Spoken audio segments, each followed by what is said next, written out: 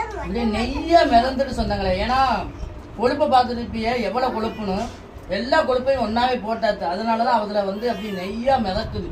கறியெல்லாம் நல்லா பூவா வெந்துருச்சு சொன்னாங்க. இன்னைக்கு உங்க வீட்டுல என்ன ஸ்பெஷல் அப்படின்றத கமெண்ட்ல சொல்லுங்க. சொல்லே தேவையில்லை, பெரும்பாலும் பேர் வந்து கறி தான் எடுப்பீங்க. நம்ம தான் மீன் காய்கறி வச்சு சமைச்சு சாப்பிட்டுருக்கோம். ரொம்ப நாள் கழிச்சு சாப்பிட்றோம், அவ்வளோ டேஸ்டா இருக்கு.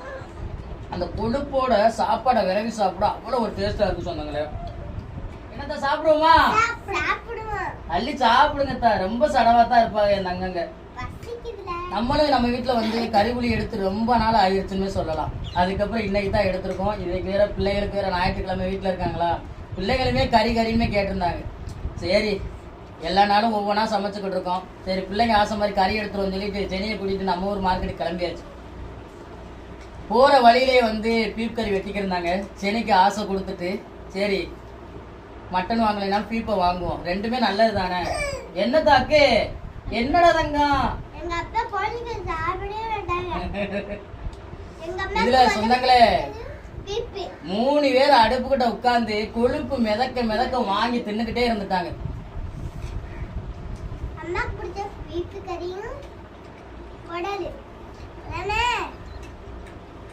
கறியே பூ மாதிரி இருக்கு சொன்னாங்களே.